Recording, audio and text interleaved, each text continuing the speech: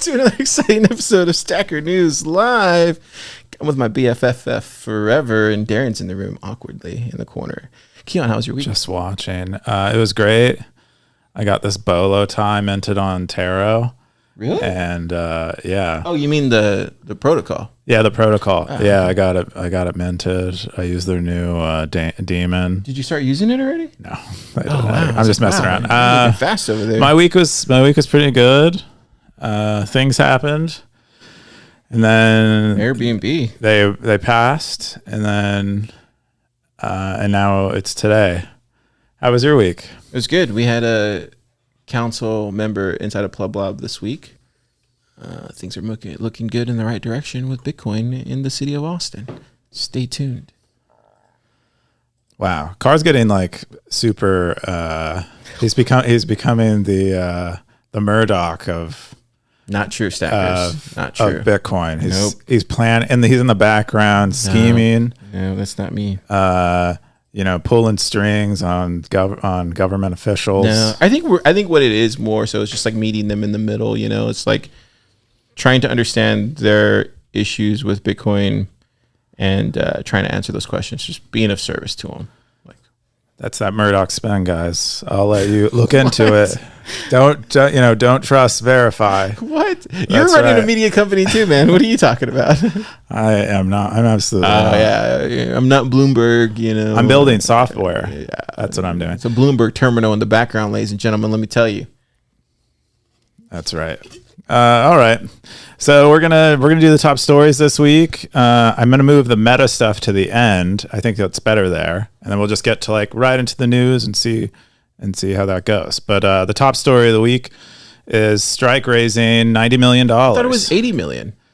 I don't know. I mean, I've heard conflicting reports. Someone said so. This says 80 million. Then there are several other press releases that say 90 million. One of them said 93 million.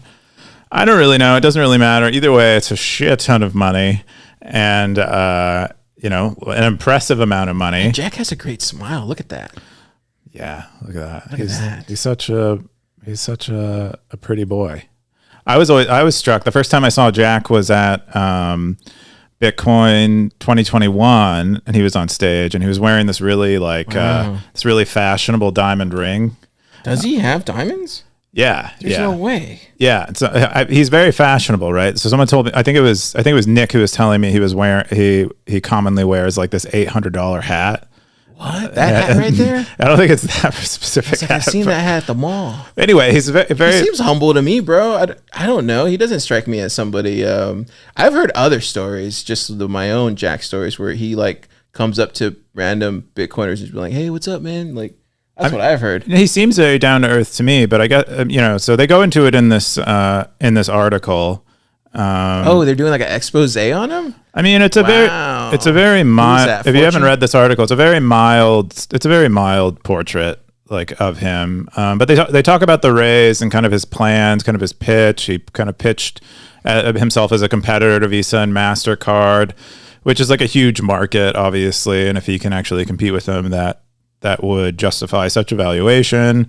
The round was led by 1031, and then kind of surprisingly, university endowments, which are some of the biggest funds, globally. A lot of these universities. I don't know how big these two particular funds are, but it's kind of an interesting thing. I haven't heard of a Bitcoin company raising from a university endowment before. Yeah, pretty cool. Our friends at 1031 led. Whoever wrote this for Fortune kind of doesn't understand Lightning. You can kind of tell here. Lightning works by creating batches of Bitcoin transactions and then rapidly verifying them. A much cheaper and faster alternative to the base Bitcoin network, where transactions can take up to an hour to clear and incur a significant fee. So they kind of don't entirely get Lightning, but that's okay. So here's where they get into Mallers' background a little bit. Oh, they doxed Mallers, whose father built and sold one of the largest futures brokerages in Chicago. So they kind of tell I think I've heard that Jack Mallers had a really accomplished dad. I didn't know the specifics of it. I should make him more of a winner. Call me crazy. I'm not sure anyone said the opposite of that. Oh, okay. I was like, what are they implying? Oh, I don't know. It's a fun fact. Is it though? Is it really fun? We'll let the stackers decide, I guess. I mean, they wrote about it, so I think they might think it's fun. Pretty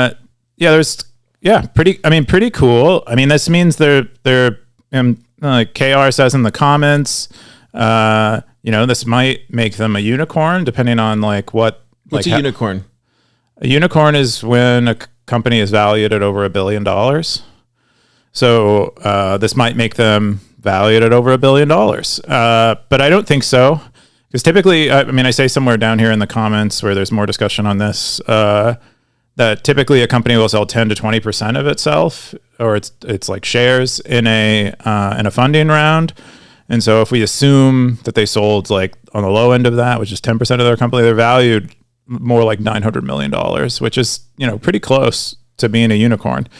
And, they might have also sold more of their company than that. I see it really simply, though. My thoughts are like, there's Strike, there's Cash App.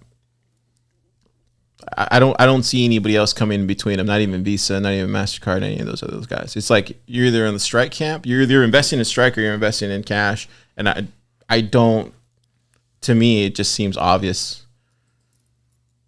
What seems obvious? That Strike is going to be the next Visa. Or it's going to be Cash App, or it's going to be Square. I mean, who knows? But you saw what TBD did, right? I don't know if that's in the next thing, but they partnered with Circle. Yeah, I don't think this story got very high this week. Let me see if I could see it. So, like, to me, I only see two games in town, right? Like, it's either Strike is going to do it, or it's going to be like Square, Cash App, TB, whatever, Spire, like all that stuff. I don't know how that's going to play out, but I feel like it's just either those two teams. Because, why should Visa keep doing what they're doing, man? Like, seriously, how many people Michael talks about it all the time. It's like 3%, 4%. Like me, I use Stripe, and it's the amount of, God, dude, it's ridiculous the amount they take off of it. Anyways. So that's Strike's raise announcement. Pretty cool. Yeah, we didn't get the Cash App or the TBD thing with. Yeah, it didn't even show up on there. It's not in the top stories this week. I remember seeing it on Stacker News this week, but I don't think a lot of people liked it, which makes sense. They're partnering more or less with, like, I think Circle is associated with Coinbase in some fashion or something. No, so Circle, from my time in crypto, Circle was the one that was working with the what's that? What's the not the DAO, not MakerDAO, but what's the other one that they launched? God, I have to go back and look at it, but anyways, who cares? Yeah. Anyways, so Circle is a stable coin, and so TBD is partnering with them on. Yeah, I feel like even stable coins, dude. Like stable coins, like how long do you think they're gonna last? That's why I feel like Strike is in a better position because they're not looking at stable coins, or maybe they are, but they're using Sats, right? Like everything's denominated in Sats and cash, and then they're gonna be easy. It's gonna be easy enough for them just to make that switch eventually when we move off of the dollars. Yeah, so they in that article they discuss Jack's point of view on stable coins, and he basically says Bitcoin is all we need. So he kind of lands in the camp of like not wanting to integrate with stable coins, although they denominate all your balances in their app in cash. I mean, I think on some level he is competitive with stable coins. Strike as the app is competitive with stable coins, and might be why he's not interested in looking at them. Because he's more or less providing the functionality of a stable coin inside of his app. So that kind of makes sense. I don't know. I feel like a lot of people these days are either going in two camps. They're either going in Strike or they're going in Cash App. And so to me, it just seems like... I'm not camping personally. I'm just, I'm living on the range, living on the land. And I don't find myself in either camp. But I think I'm excited. Wait, you don't use Cash? You don't use Strike either? I use so many wallets. It just doesn't even really matter. I bought Bitcoin on Strike. It was very cheap. The fees are very low like that. I bought Bitcoin on Cash App, and the fees were higher, better. But I don't really have a preference for either. I actually don't like Strike's app very much. I find it confusing, but I also find Cash App's app confusing. Like, where is my Bitcoin? Where is my cash? Dude, what did they do to the app, dude? Cash App is just like not where it used to be, bro. I can't even find Bitcoin in there anymore, and I have some in there, and I'm like, where is it at? Yeah, I don't want to spend too much time on the Strike story, but the main story is they raised a bunch of money to presumably do some really cool things. We know people who work there, and they're all awesome people, and I hope they succeed at what they're doing. Yeah, one of them works at a Pleb Lab. Next top story is Swan acquires Specter, which is an MIT free and open source software suite. If you're not familiar with Specter, they provide like one of the more popular multi-sig desktop interface solutions. Additionally, since I last checked into them, or I don't know how long they've been doing this, but they also have firmware for building your own hardware or signing device, which is pretty cool. They don't actually provide the hardware, but they provide the firmware. But the story here is that Swan actually acquired them, which is cool and kind of unexpected. I was like really surprised by this. It's, why wouldn't Swan just fork their code and use it to build something else? And I think there's good reason for that. If Swan, because presumably what Swan says in this article is what they're looking to do is provide more self-custody solutions for their users. And so if they're going to create this arm of their company, they're going to need to hire people to maintain a fork of Specter to do it and possibly do other things. But why not just acquire the team who built Specter and get them to lead up this self-custody arm of Swan? I think it's a brilliant move on Swan's part. I think it's great for open source in Bitcoin because you can imagine more people creating Bitcoin open source projects, anticipating a possible partnership like this. Overall, really cool. There's no details on like how much they paid for it, but I bet it was a pretty penny because the team at Specter is kind of big. I think it's at least 4. I think I heard 4 people from someone who works at Swan. So it's a nice like acqui-hire is the basic gist of it. And makes me bullish on Swan because like to date they've been using, I believe, Prime Trust to do all their custody like a lot of Bitcoin exchanges, and are overall custodial, even though they do a lot of education on self-custody and stuff. And so this allows them to move pretty like swiftly into providing their customers with a self-custody solution. So you think they'll move away from Prime Trust? No, they'll keep using Prime Trust as a means of like buying and selling Bitcoin and also probably storing it custodially. But now they have like a nice ramp for their customers, like a very well designed and well integrated ramp for Swan customers to move into self custody. They now are not only talking about self custody, they're actually like enabling it and possibly like making it better for the type of user that they serve, which might not be a very technical user. Specter is mostly championed by like quite technical people. I don't know of many like everyday plebs who are using Specter. You want to hear a crazy thing? Sure. This is kind of crazy, Stackers, but this is just Car crazying out this morning. Still early. I don't know, dude. I get the feeling Swan is going to be like an Amazon, bro. They're touching so many things. Like media. They got some heavy hitters over there, man. Now they're doing this. What do you think? Do you think that's possible? Not Amazon like where they like, where they're going to be delivering things. I mean like Amazon where they just do a lot of different things in a lot of different niches. I don't know. It seems like they do the exchange thing really well and do education, and then they provide a bunch of services and stuff that I would equate more to content marketing than I would, like competitive services. So I don't see them. It seems like they're staying pretty firmly in their vertical, and the other things they do are just kind of philanthropic things that they do for the community, like Bitcoiner jobs, like Bitcoin events. They're throwing this conference. Yeah, they're doing the conferences now too. Pacific Bitcoin. So I don't actually to see what Swan's gonna do in the next couple of years.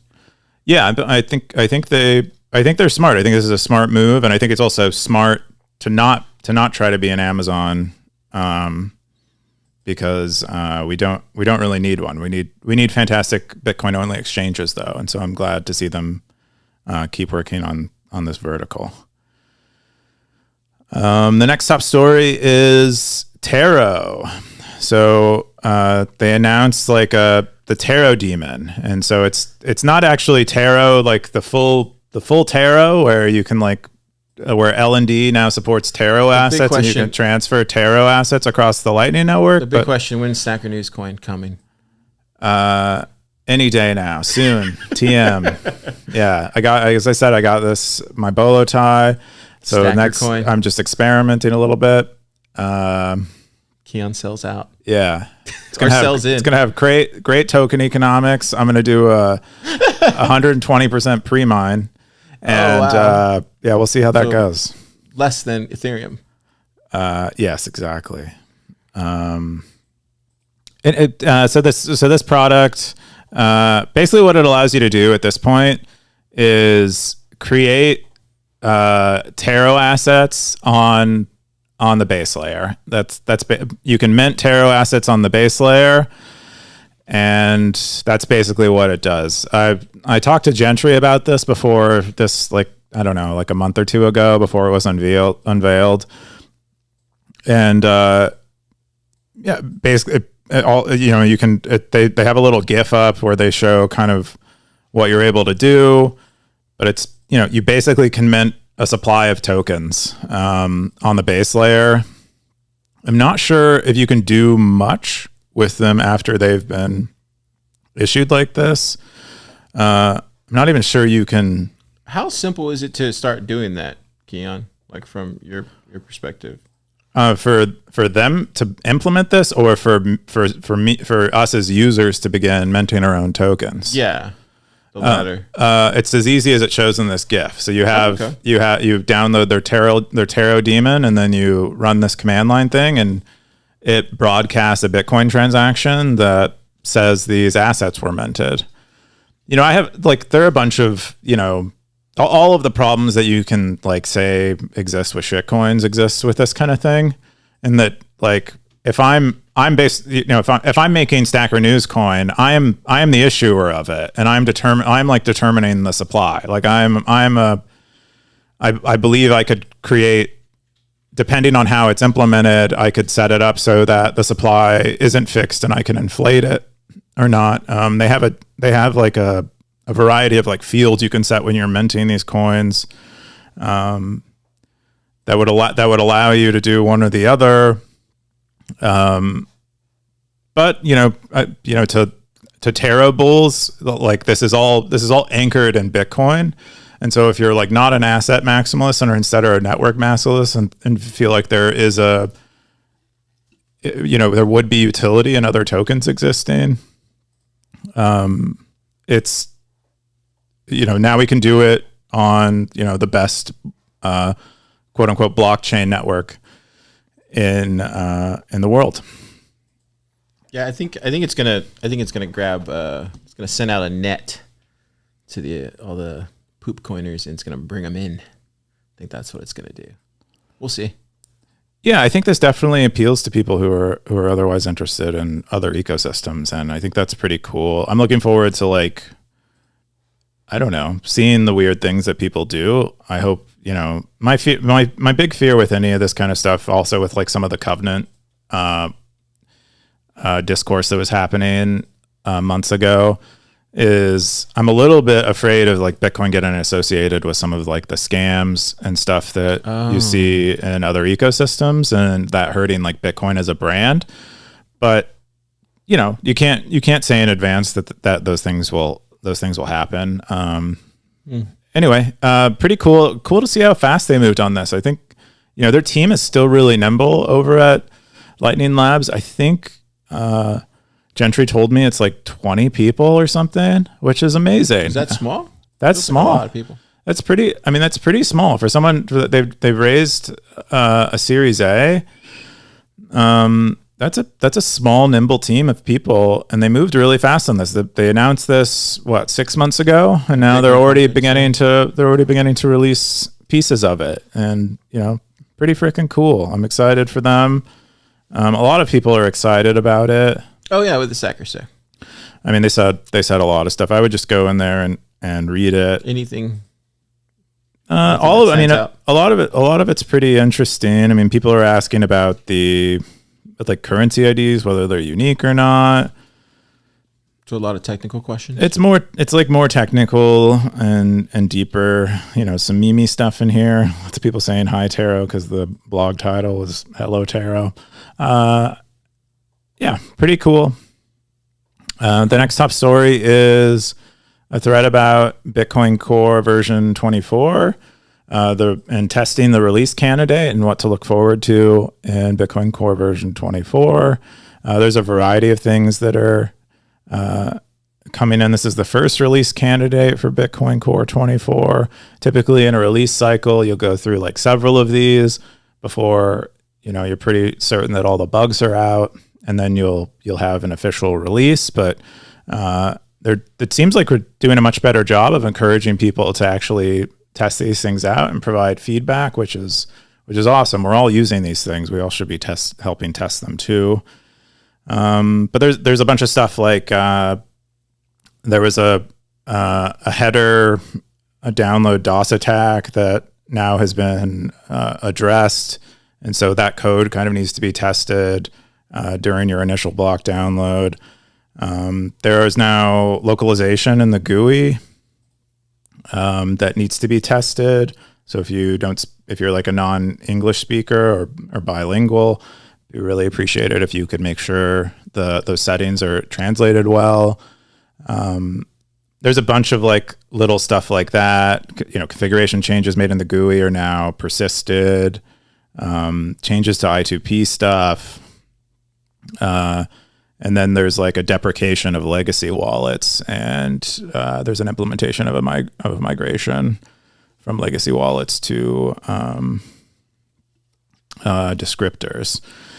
But that is that's the new release candidate. Looking forward to getting that out and test it if you can.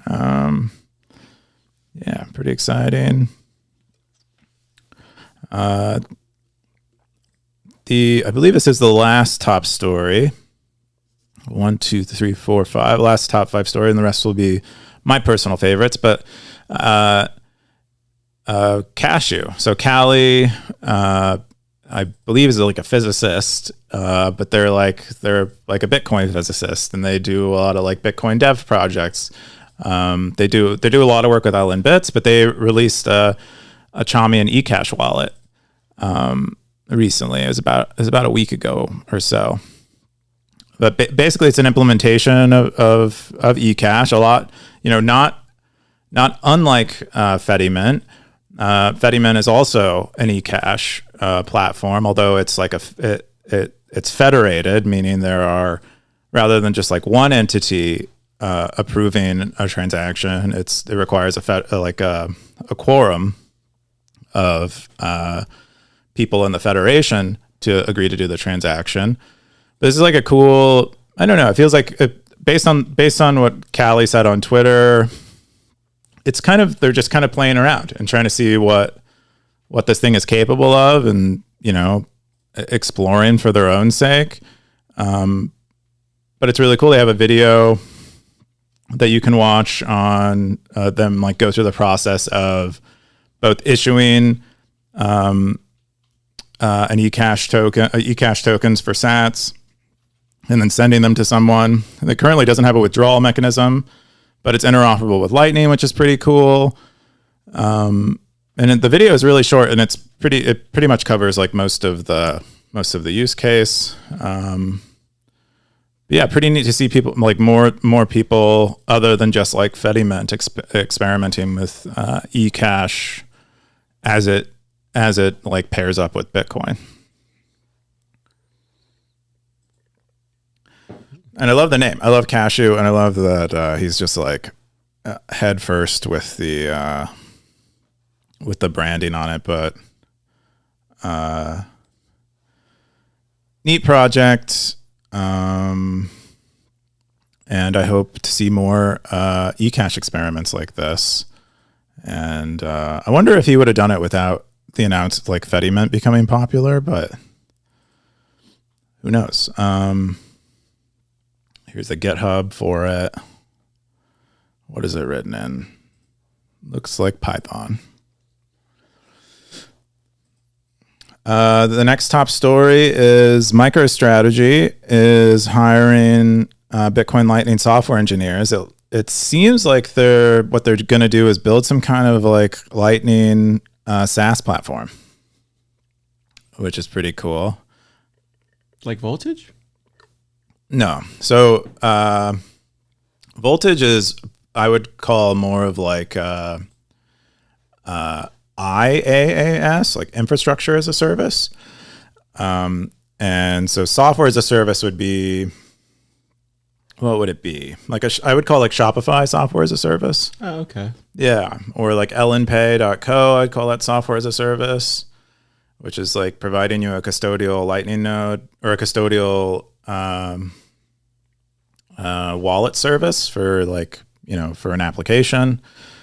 Trying to think of other software as a service, but it's a pretty popular niche of like business applications because it allows you to like service other businesses and have like very clear like unit economics and build a pretty strong, reliable business. Like it's become like a huge niche in the last like 10 years or so. I wouldn't even call it a niche. I would call it like a trend that seems to have emerged and a positive trend overall.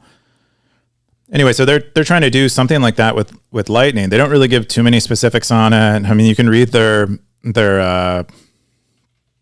job, I don't know, their job posting on Smart Recruiters, but I mean, it's kind of typical, like the way they're like pitching this job is kind of typical of like a big enterprise software company. They're like, you should have certifications in like Agile and whatever, all this other kind of stuff that I largely consider nonsense, but might be applicable in an environment like working at a company like MicroStrategy.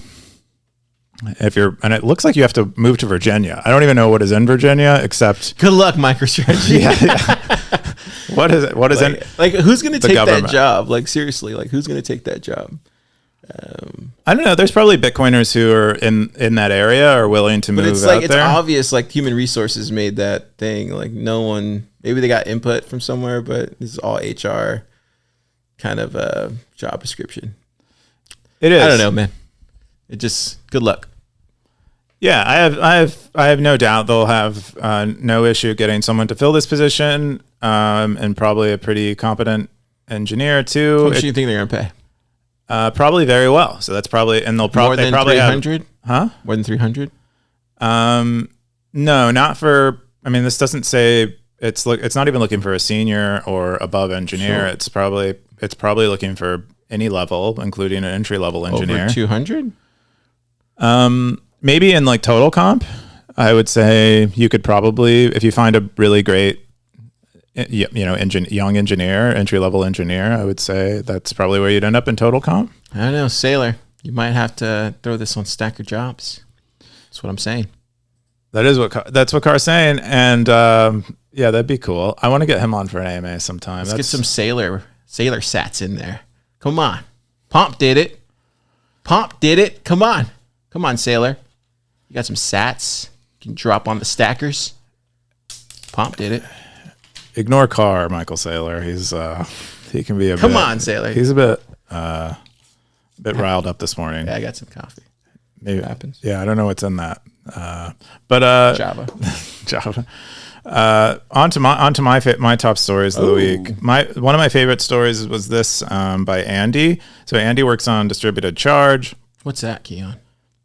He's basically attempting to create like an electricity market where with like using like lightning. Oh, I've heard of this.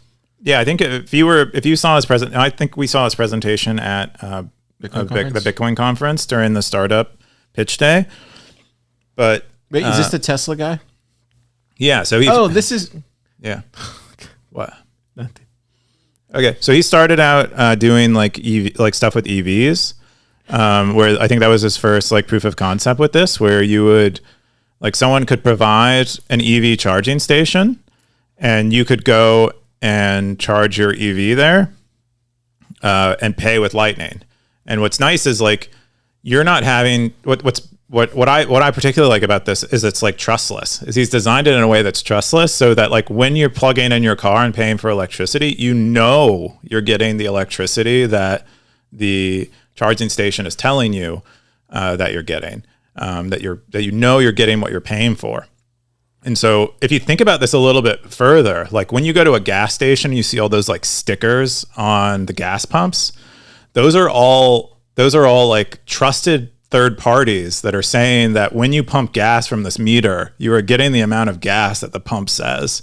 Like, so without a solution like this in the gas world, we have to introduce all these kind of like kludgy trusted entities, who we don't actually trust. It's just we presume that they're trustworthy because the government more or less says it is. I don't know. Anyway, so I'm pretty excited about it, just like viewing it from that point, and like how backwards that system kind of seems. And then additionally, it seems like he's trying to broaden this out bigger than EVs and actually make it so that you could operate an electricity grid. Like you could be a homeowner and be purchasing electricity from an energy producer trustlessly. And I think that's, I don't know how it actually builds up to a significant like network effect where that becomes like a viable business entirely. But it starts with getting people on board with it, right? In your city. Yeah. But I don't know how any of that would really happen, but like the end vision of it, like, is like would be really cool. I mean, you would be incentivizing like small local energy producers to be, and they wouldn't have to deal with intermediaries. They wouldn't have to like sell their electricity to a centralized electrical company who's likely like is a quasi like fascist government entity, like a lot of electricity companies are today, given our dependence on them. And instead could deal roughly, pretty much peer to peer with an energy producer as an energy consumer. Or I don't know. Or if you, or if your city happened to own the energy company, that would be another way to do it. If your city owned the energy company? Yeah. How does that? Austin Energy. Oh, do they own? Is that how that works? The city owns it. Yeah. So that's what I'm trying to say. It's like, it goes back to the very beginning, stackers. Meet in the middle. Just got to meet in the middle. Get them conversating. Get them to understand what's going on here, what's being built, and then you can build those relationships to facilitate that. It's just education, man. It really is. I'm not saying that's where it's headed, but you described a future where that could be where it's headed, and I think that's where it starts. Yeah, maybe if you can convince a government-owned energy company to support such a thing, that would be a way to get this deployed. Yeah, I don't know. I mean, I don't know how it works. Like one of the things I was saying in the comments after I read this, like after being like fairly mind blown by like that like future end goal that's probably so far away, but it's like really impressive to think about, is like, how do you get this started? Like, it's just proof of concept, right? You just do a small little test case, and then from there, a bigger test case until you have enough data. You talk about this all the time, Keyan, until you have enough data to.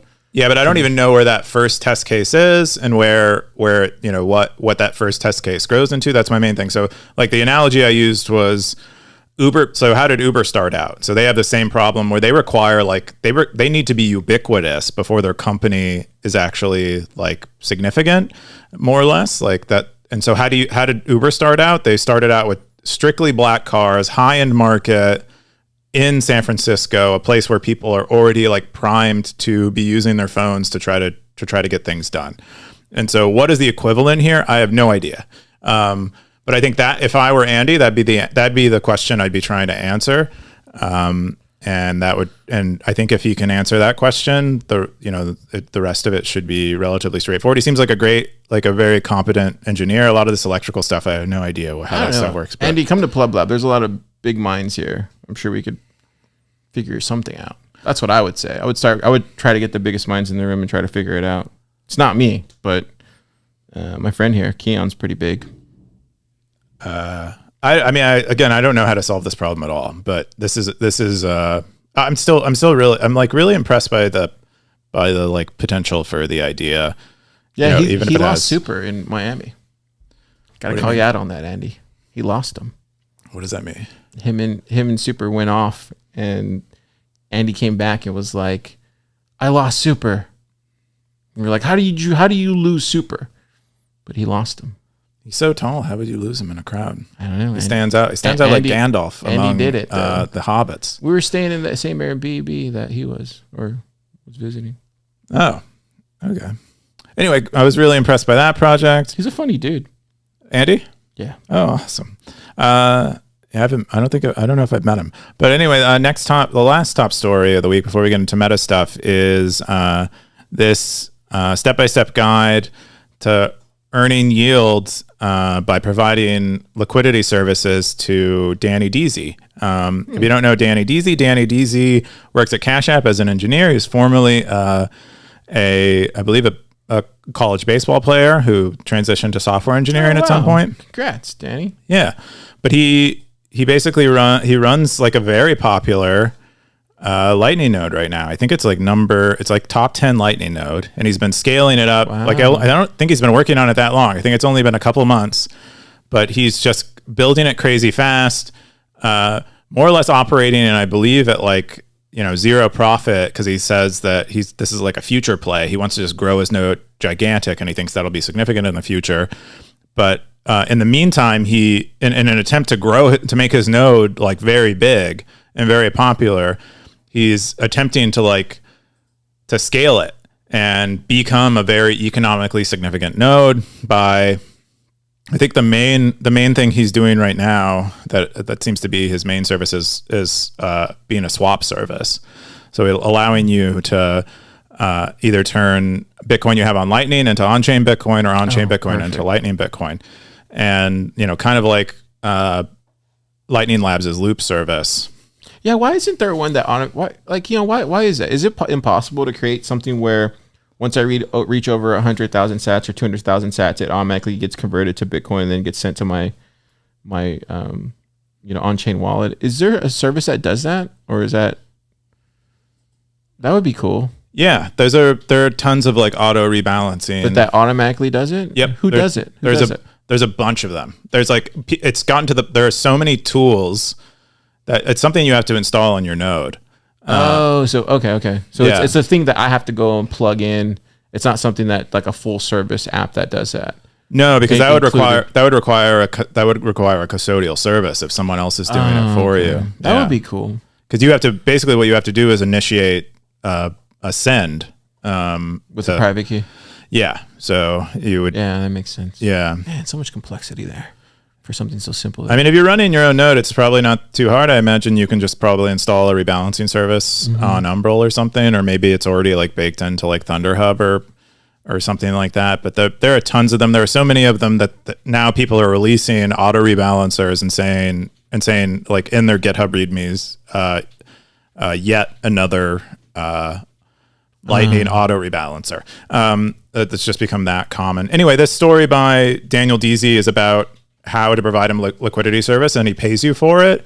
Basically, what he wants you to do is kind of rebalance his channels by setting up a large Bitcoin channel connected to his node from your node. And then, because at that point, you have all of the liquidity on your side of the channel. And then what he wants you to do is pay through his node to an exchange somewhere of your choosing, which will push liquidity in his other channels such that he has more inbound liquidity. And then if you prove that you've done that to him by calling his API, he will then he will then close that channel that you open to him and then pay you a fee for pushing that liquidity the other way. Yeah, it's hard to imagine in my head.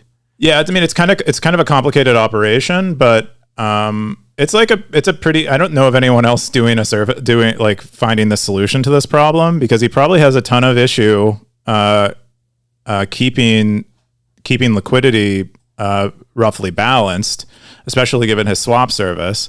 And this allows him to like create a market where, you know, he can get other people to automatically do it for him without, you know, presumably with it costing him less than it would cost for him to do himself, even though he's paying them. But still, really cool solution. Danny is actually doing an AMA right now on Stacker News. So if you have questions about this, I would go ask them. I asked him a few questions. A lot of other stackers are too. I think a visual guide would be cool, but I'm just dumb. Yeah, I mean, it requires a little bit of you need eventually we'll all get to the point where we have a pretty good, as like Bitcoiners, we'll have a pretty good visualization in our own minds and memories about how the Lightning Network functions. But yeah, I agree. Like, it would help to also have an external visualization. Cool. But pretty cool. He walks you through the whole process, even if you're like not even that sophisticated with Lightning. What website is that the one that you just shared? Yeah, it's this one here. Dan, it's a Notion site that he created. Oh, nice. Thank you for your service, Danny. Yeah, cool guy. So the meta stories of this week are, I introduced a greeter mode. Basically, this allows if users sign up for an account, they now get free posts and comments again. We removed that a couple weeks ago. This gives us a way. Basically, new users, when they come onto the site now, they're kind of hidden from all other users. And then if you want to be a greeter on Stacker News, you just toggle something in your settings, and you can basically upvote these people's content and then make it visible to everyone else, and also provide them sats to get them started. But we were noticing that when new users were signing up, they weren't posting or commenting as much as they were when it was free, and so that's why we reintroduced this. I did a bunch of other things in addition, but what are the stackers saying? A lot of them just yay. It's a lot of yay. Well, that's good. Type of thing. Yeah, I mean, this is overall good. Like when you have a community, like managing, like trying to keep new users, or making new users have an easy time and like getting involved in the community is easy. Can you imagine if, like, before every Austin Bitcoin Club, we had people who wanted to show up had to go through an obstacle course to get there? It would eventually not have anyone at it. Well, Bitcoin Commons is kind of an obstacle course to get up the elevator. Yeah. I mean, you might still have a pretty decent turnout if what you're providing is that desirable at the other end. I think my only feedback for this as a stacker, this is Car Stacker. This is the first time you're hearing about it, right? No, you've been talking about it for a while now. Okay. But I think somebody else commented on it too, and I didn't comment just because I didn't have time this week. But and I think I've asked you this question before. Maybe I just forgot it. So all the new people that are coming in, and there's all these releases on Stacker News. How are they supposed to find out that these were ever released, other than just searching? And I think you've answered that for me before. Maybe I forgot. Like, so how does, like, let's say hypothetically Darren here wants to use Stacker News, or he's already using it, but let's say he wanted to use it. How would he know, like, all these features had taken place? Where would he go to know about what greeter mode is and all these other settings? I don't think he really needs to know. Do you, before you sign, like the moment you sign up for a new service on the internet, do you know about every feature it has? No, you use the service and you like eventually learn. It's in your settings panel. So it's like right there, and I have a little info icon next to it, so you can find out about how it works and what it does. But I don't plan for this feature to be used by new users. Like the greeter mode is for like users who want the community to grow and are power users, basically. That's who this is suited for, is is for me and other stackers who really value the community that's grown there and only want to see like it grow and get more Bitcoiners and more people interacting. So service like things like this that are in my opinion like well suited to be hidden in settings. And then obviously if I have a new sort on the homepage, it's not going to be hidden. It's going to be in the nav bar or something, somewhere easy to get to. But I think you have to like pick and choose what you put in front of your user and what you don't. So it's in the settings under info, next to the I guess. That's where you would find out. It's in settings, and it's just a checkbox, and then there's an info icon next to it. Perfect. The next one was I did a job change this week. Make jobs great again. Yeah, so we basically made it the same posting costs that you have on the main Stacker News page now apply to the job board. So you can pay a flat cost to post a job, and then the sats per minute fee is optional and only applies if you want your job to rank high or above everyone else's jobs. And so we're hoping that this makes the job board a little more appealing to post a job into, because on average we've probably had like 5 jobs a month, and I'd prefer to have tens of jobs because I feel like that's how many are actually available. So hopefully this lowers the barrier to entry for people who want to post a job, and then also like builds enough of a network effect on the job board that more people come to us searching for jobs and more people come post their jobs with us first. Why did jobs take off so fast in the very beginning? We were selling it. Like we were doing a lot of outbound sales with it. We were reaching out to founders and companies that were hiring. And it didn't actually take off too strong. There was just a period of time where it got quite full, and then it kind of dropped off. I think it's a lot of effort to like for a company who isn't using Stacker News to come on and load a wallet and do all of that stuff and then maintain their job and make sure it's their wallet is topped off. But it was like formally pretty hard. Okay. Yeah. Cool. You got anything else? No, that's pretty much it. I mean, we have one new job as of today, and that's a junior front engineer at Geyser. Geyser is like a crowdfunding platform that uses Lightning, which is cool. So if you're a junior front end guy, which I know quite a few of them, wanting to work at a startup, if you ever want to build a startup, best place to get started is working at one. Apply to Geyser. Another new job is the Albi one's new, isn't it too? I think that might actually be new. No, it was posted on the 25th. That's actually kind of quite old. But Sphinx has a knowledge graph prototype tester. So Sphinx is building something kind of interesting. They're building like what amounts to like a Google search competitor. They're calling it Second Brain. But you can go on and test it, and they'll pay you to test it and provide good feedback. I think this is Sphinx's 3rd or 4th job here. They've had a bunch. So it's working for them, it seems. Yeah, I think they like it because other job boards are not well suited to like the types of jobs they're doing, where they're more like task based. So maybe that's what Stacker Jobs is. Maybe it's just more niche, huh? Yeah, that might be a place where it can start. There are a lot of people who want to post those types of jobs on Stacker News, and that might make sense eventually. The Albi job, if we haven't gone over it before, is they're looking for a writer and content creation lead. I think this might have been following that kind of issue they had with Fountain, and so they're looking maybe for someone who isn't going to completely ape Fountain's content. Got a writer right here, Darren. Look at that one. You can do that. Yeah, reach out to Darren, Albi. BTC Retriever on Twitter. Anyway, that's all I've got, Car. Yeah, so we got some booze, baby boy. Yeah, Blockchain Boog. Love you, Blockchain Boog. He says, in Nashville, where y'all at Nashville Bitcoiners? Love the show. Congrats, Car.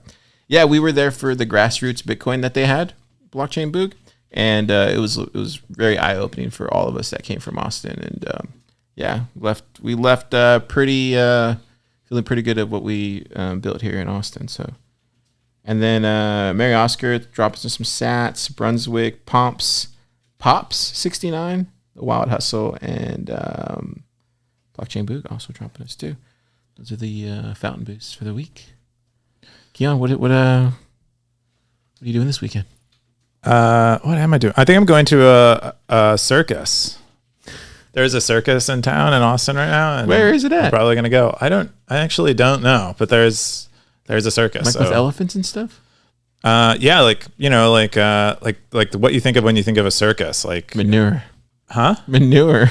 Oh, you think of manure? I think of poop. It just smells like poop. That's a weird. I think of like like clowns and cool. Acrobats and yeah, that should be fun. Yeah. It also just smells like manure everywhere. We used to have circuses all the time in Corpus. That's why. Oh. Yeah. Anyways, y'all have a great week, Stackers. We'll see you next time. Keyan!